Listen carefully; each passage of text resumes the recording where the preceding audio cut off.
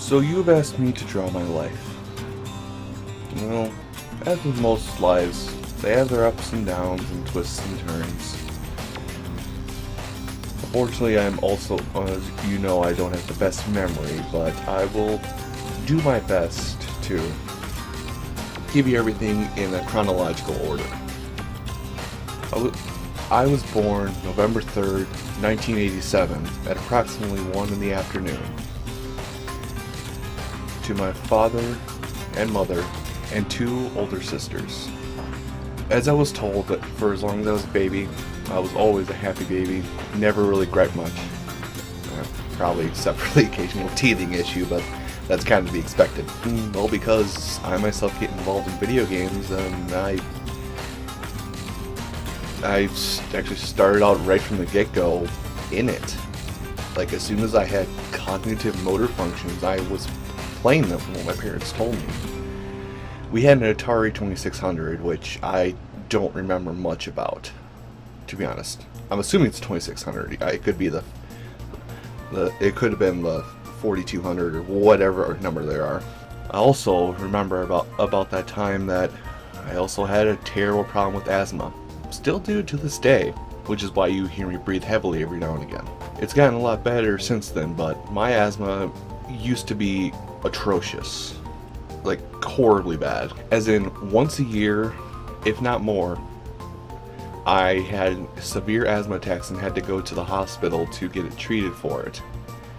And this sometimes went from just a simple use their albuterol machines that they have available, or sometimes to the extremes of being put into an oxygen tank for a couple hours.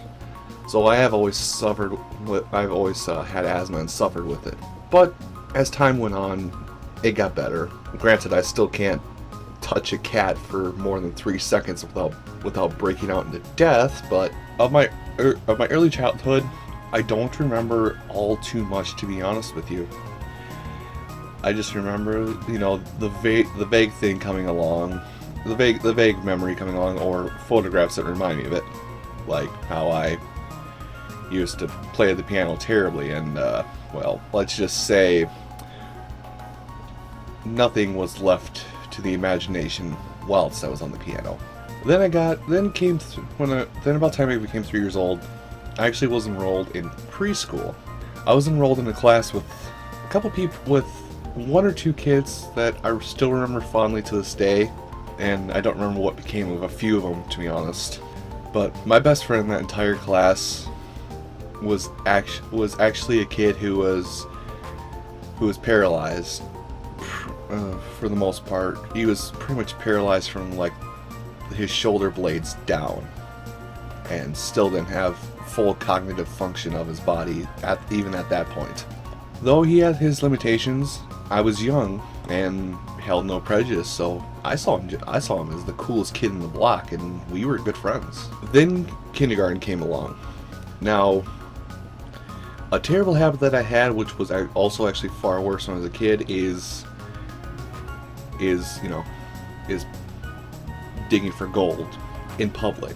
I have pretty much kicked the habit as of now, but growing up, it was terrible, and unfortunately because of such, I really was bullied a lot starting kindergarten. I know, 5 years old and I'm already being put in the gutter. Imagine that. Things kind of stayed about the same. There was always at least one kid bullying me throughout kindergarten at a time, and I think at one point I remember that. Oh my god, it seems so silly now. At one point I was just so grief-stricken, or I was actually, physically harmed by one kid, that I was given a note by my father to take to my kindergarten teacher to punch this kid in the nose. I did exactly that, and he left with a bloody nose. People knew, at that point, people knew, don't start a fight you can't finish with me. But people also knew that I wasn't exactly physically fit growing up, so they knew that all they had to do was say mean words and they can get away with it, because how can you prove words somebody says back in the 90s? Second grade came along. This is when the next big event happened. I actually had gotten a friend, if you'd believe it, amidst all the bullying and all my awkward tendencies. And oddly enough, it was a girl. My first friend was a girl. You know, at that age, boys and girls are at each other going, "Ew, kitties." Well, after a while I started, it was only a short time that lived, and I started losing touch with her, and I think eventually she had to move away. So I was left just by myself with nothing but bullying going on. Luckily, I did have an escape. Like most people do nowadays. Everybody has an escape, and most people turn to the same one I had, which was video games. I think I talk a lot about my video gaming past with you enough that you kind of get the point. Right about this time is when I actually remember, helping my father around the house. For those of you who don't know, my dad is a construction manager, and he was big in the business at this time. He would be gone on road trips for an entire week and come home for the weekend and keep working on, and then come back home and work on the huge addition projects around the house and whatnot. Though better now, he wasn't exactly a very, very, very kind person. He had his own rough time growing up, where he was also bullied, and it also didn't help that his parents were not exactly very supportive, video games were, so like I said, video games were my escape, but unfortunately, a lot of times, because I was playing them, and because video games weren't accepted as a acceptable media back then, a lot of times I would get scolded and told, "Stop what you're doing, stop playing those damn video games, and come help me, or do this, or go out," just constantly that, where everywhere but the video games was not my safe place, because living in the small suburban town I lived in, and I was confronted when I went outside, even in my own backyard, I was confronted by my bullies. So, and it didn't help that if I ever was airheaded when I was helping Dad outside, it'd be a form of bullying then too. All this kind of left me to be kind of a sheltered child, kind of a don't touch me, don't talk to me, don't think of me kind of child. And I guess that kind of still reflects to me this day, where, I do try to be a lot more social, but I am rather shy to start with, just because of my childhood. So if you do ever talk to me in person, keep in mind that I'm not intentionally being a dick to you by ignoring you. I'm just socially awkward and extremely shy. Unfortunately, things only kept getting worse.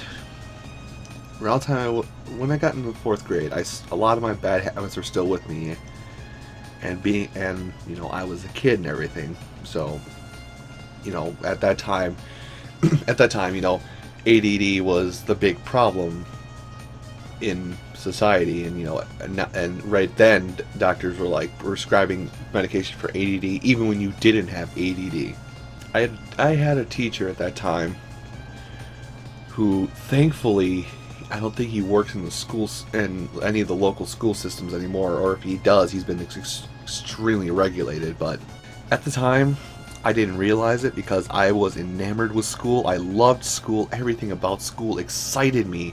And my teacher at the time, I looked up to my teacher at the time, even though I didn't notice it. He was pretty much a grown-up bully to me, and me only. Even, he would be telling my parents that I had ADD, I needed medication, or I wasn't paying attention, constantly just berating me for not paying attention when I was a kid, even though I had some of the better marks in class. Eventually it got bad enough where he managed to get me on prescription Adderall. As time went on, I took it, and nothing really seemed to change for me, but to him it seemed like I changed drastically, just because he bullied me and my family to a point where he got something his way. Now, towards the end of the school year, I wasn't aware of any of this happening until many years later. But apparently, towards the end of the school year, I was given placentas, or whatever you call it, sugar pills. So basically, in the after the last day of school that year, after I was on my way home, my dad went and confronted this teacher, and from what I know, picked him up by his shirt and pinned him against the wall. It should go to show that, you know, he was a construction manager, he worked in construction his whole life, so he wasn't exactly weak. He was lifting up 150-pound objects on his own. He picked up this teacher by one arm, pushed him to the wall, told him everything, and basically gave him a promise threat of, if you ever do this to another kid again, of mine or of anybody else's, I will personally find you. It wasn't those exact words, but you get the idea with what I'm saying. And on that, lighter notes like that, it just slowly, everything's kept turning up good. About partway through my school year, a new kid had moved to my town. I had moved near my town, and I will give the name of the kid just in case he happens to see this video. Corey Ulfstead. He was the first real friend I had. The first friend that I could actually count on. He'd have my back, I'd have his, and I think it was because, we were the two, fat kids in the school, to just say it blunt. We were the two fat kids, but we had each other's back, and we enjoyed each other's company a whole lot. We shared a lot of same tastes and things. We tried to hang out at every feasible opportunity. We were 9, 10, and 11 or so. It was pretty much, every weekend, can I go overnight to Corey's house? That's what it was. But unfortunately, the other half of the issue with my dad coming home from work and working on construction on the weekend still, presented a major threat to my social standing, if you will. Every weekend I would come home and ask, but it would be like 1 out of 10 that it would actually happen, because I would need to go and help outside, and that kind of drove, even though we still talked in school, it did kind of drive me away from being social with my best friend at the time. Junior high came along, and I still had one person who insisted on bullying me. A lot of people were growing up and moving on from it, but one person insisted on bullying me constantly. I will not name names, but if he happens to be watching this, do know that I've forgiven you somewhat, but you're still not in good standing in my book. I'm just gonna put it that way. I still had a bully, and because he was the only one left that still bullied me, he kind of made it his life goal to make sure I was miserable. Every chance he could to be there to make me feel bad, he took it. And unfortunately, because you only need one bully to start others bullying, other kids jumped in on the bandwagon whenever he started. Luckily, me and Corey were still tight and friends. He intentionally took a choir class in which you could obviously tell he had no interest in, just to be there and berate me. If you're curious what about, it was just about, my basic habits, digging for, I'm being very light when I say it like this, but, digging for gold, heavy breathing, just me being me is what he used as his weapon against.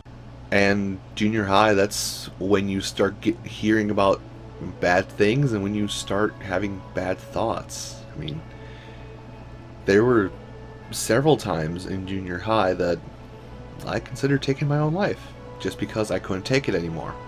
Between my family's constant berating me over playing video games to get to my safe haven, and between everybody at school basically pestering me.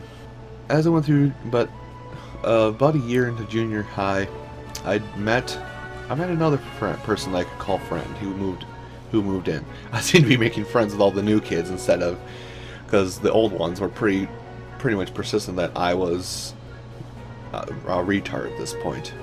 And unfortunately, I don't know what's happened to this guy as of today.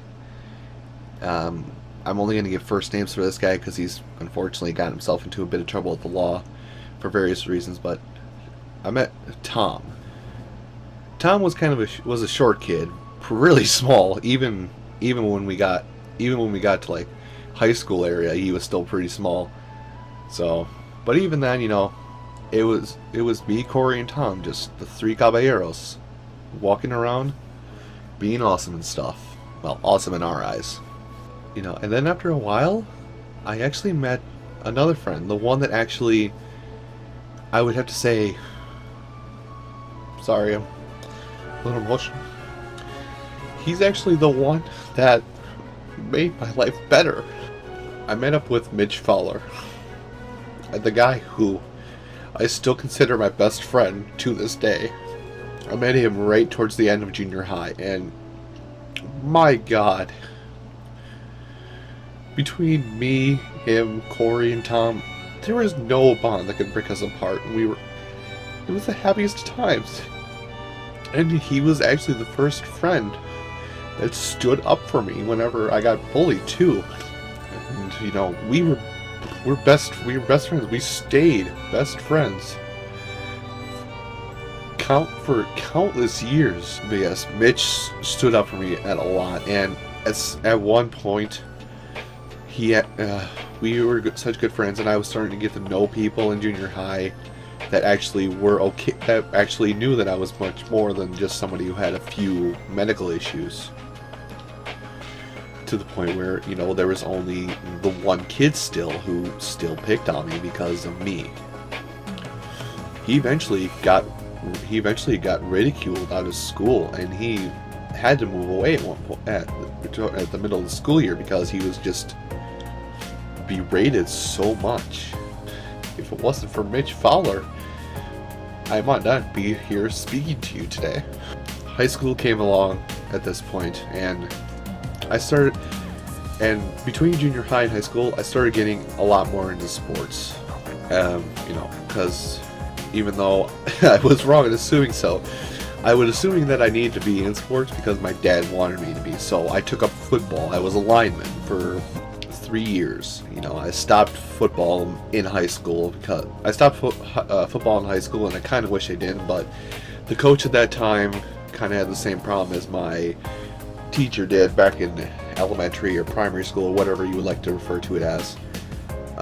Well into high school, I still kept up with my musical arts, which I forgot to mention about junior high, but I kept with both choir and band. I played trombone, and as you can tell by my vocal range, I sang bass. But I still had Mitch, and right about then, Mitch got me introduced with a bunch of people that I currently still hang out with to this day. So, as I was mentioning a moment ago, at this time of freshman year, Mitch had actually started getting me introduced to people that I still talk with to this day and hang out with. You know, he got me introduced to people that you've actually seen in videos on my channel, oddly enough. He introduced me to Reese, Bird, Aaron, Nick, you know, just whole loads of people that I still hang out with to this day and still occasionally go to the various events with. And you know, at this point in high school, seeing as my bully had moved away, you know, everybody was cool with me, you know, except there were occasional group of girls like, what the phase wrong with you, you know, those people. But I knew at that point that I finally understood at that point that there's gonna be some people that don't like me just because of me, and you know, fuck them. That's a lesson I give to you guys out there as well. But yeah, I mean, as spring came along for my freshman year, and actually for my sophomore year in high school, I actually got into golf. Now, I'm a terrible golfer because I have a tendency to try and hit the ball as hard as I freaking can, and then, well, you're gonna see it on the whiteboard here, but it'll go straight and then straight off to the right. You know, and everything kind of stayed status quo for a while. You know, you know, Bird actually got me introduced to D&D at the time, which wasn't too good with, but I like to sit and watch. And then they also introduced me to Magic the Gathering, which I haven't really pursuing it recently over the past couple of years, but I still love to play the game to this day. It's just that, Aaron is that kind of guy where he can metagame so hard with it that he'll beat anybody with any deck he ever owned. My junior year, I actually got into show choir, if you'd believe it. You know, somebody my size, about 300 pounds and 6 feet plus tall, dancing gracefully alongside these petite little girls, if you will call it that. But I got into show choir and, just bolstered my love for music as well. Also at that time, I actually made a transition from playing the trombone to the baritone, which effectively, for how I was playing it was effectively the same instrument. Instead of having a slide, it had triggers like on a trumpet. And in my junior year, I also started to get into doing work. Right when I turned 16, I started applying to jobs because I wanted to have some extra money to do what I want with, because I understood to be frank, I was getting kind of tired of waiting until my birthday and Christmas, which came within a month of each other, to try and get as many games that I wanted, and then waiting this entire 10-month period for it to come back around. I got jobs on my own. I got a job on my own. I actually ended up getting 2 jobs at one point in my junior to senior year, up through part of my senior year. I had 2 jobs. One was working at Subway, one at a pizza place. But also with my junior year, I actually met somebody that was my girlfriend. Who would have known? A guy like me, socially awkward, shy, shut away, don't touch me, don't talk to me, actually had a girlfriend. Me and Sarah were together for a long time. And you can tell I'm getting a little upset because there's, unfortunately, a sad outcome to this in the future of this video. So, into my senior year, I was doing show choir, doing band, choir. I was letting my job, both my jobs know weeks in advance if I needed to be off for any events that came up. I also got into jazz band, which was basically playing music for school plays and all that stuff. Also, my senior year, halfway through junior year into my senior year, I actually also made the transition over to tuba for a musical instrument, because our only tuba player, and also one of my better friends, Bob, he was going to be graduating, so I was like, okay, well, I'll cover tuba. I cannot tell you. I'm actually smiling when I say this, but I got tears in my eyes. I cannot tell you how much joy there was from my teachers for all the stuff I did for them. For all my music teachers, for all stuff I did for them. I switched instruments, I joined multiple programs. It got to the point where they both had given me they're like their best awards they had for their graduating seniors at the time. Most skilled, most valued. I'm glad video cameras were just starting to become a thing now, and weren't into the public. Because like you hear me now, I was bawling like a baby. It was a shock to me, and I didn't realize that all this hard work I put forth actually came out to mean something. That's when I finally realized that. That's when it finally clicked to me, hard work and determination gets you what you want. Now, unfortunately, because of how much I was doing musically and whatnot, it also cost me both of my jobs at the time. Even though like a month before any of my major events were coming along for all of the things I was doing musically, I gave him a full day by day, time by time list of from October through February of when I would not be available. But instead of accepting that I was being responsible for it and hiring out some extra help for those certain nights, he actually just went ahead and fired me right then and there. Well, after about a month of it. And I was heartbroken at that time too. Now I don't really care, but at that time I was heartbroken because I'd never been fired for a job. And I felt wrong being fired from that job too, because I gave the guy so much in advance and so much notice. And I also gave him so much of my effort during that year and a half that I was actually working with him. The same situation kind of came about with Subway as well, as I just kind of eventually just had to quit because my boss kept scheduling me for times that I couldn't make. Now because of this, because I was such a resourceful person, I actually had pulled up enough money where I actually saved up more money than you would imagine somebody of my age to save up. I had almost $2,000 saved up to my name at that time because of how much I worked and how hard I worked. Senior year is coming to a close, graduating and everything. And I didn't know what I wanted to do with my life at that point because I had no idea. I mean, I wanted to do something with video games, obviously, is what, this channel is testament to that. Like I said, I wanted to do something with video games, but I didn't know how to do it, so I was looking for a technological college to get into, and I found Herzing. So I found myself going into the information technology field while at Herzing. So I made my plans for my future. High school graduation came and went.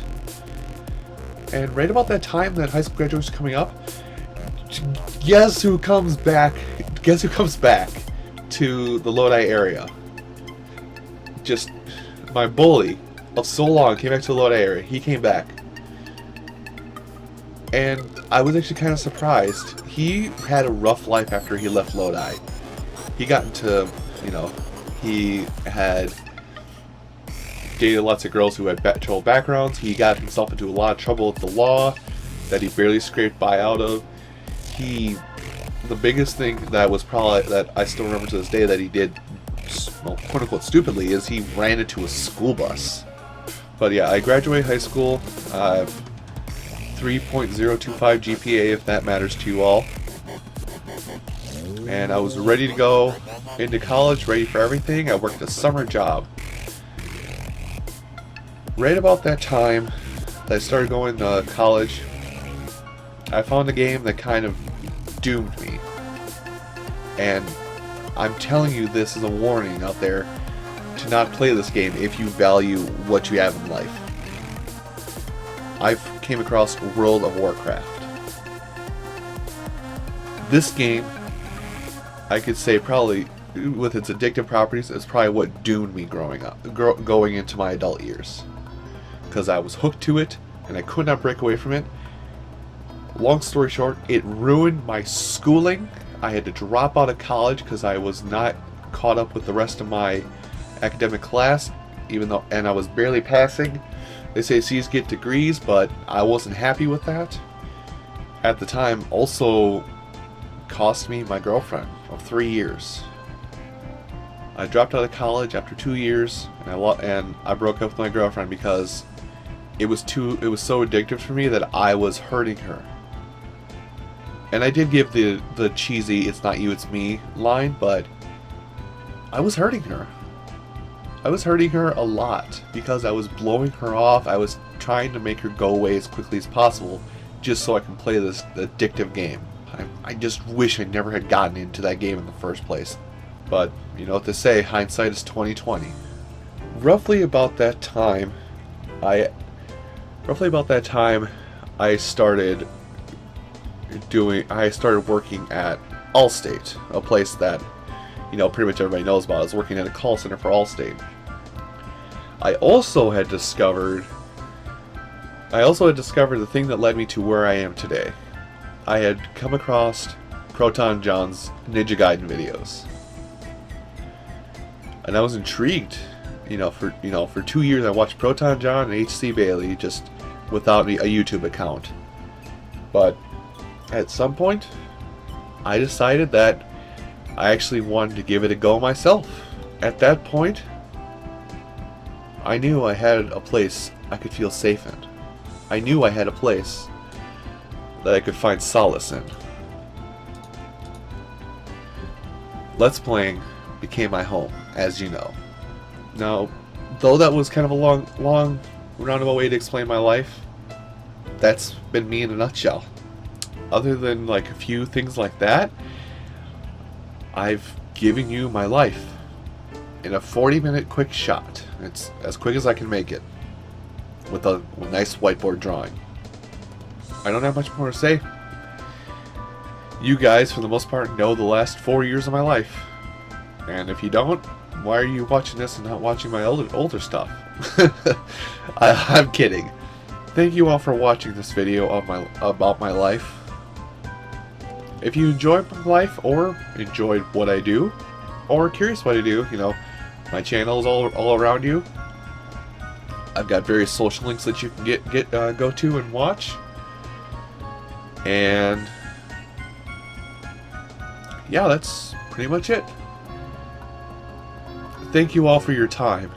Thank you again for 1,000 subscribers. And I will see you in the next video.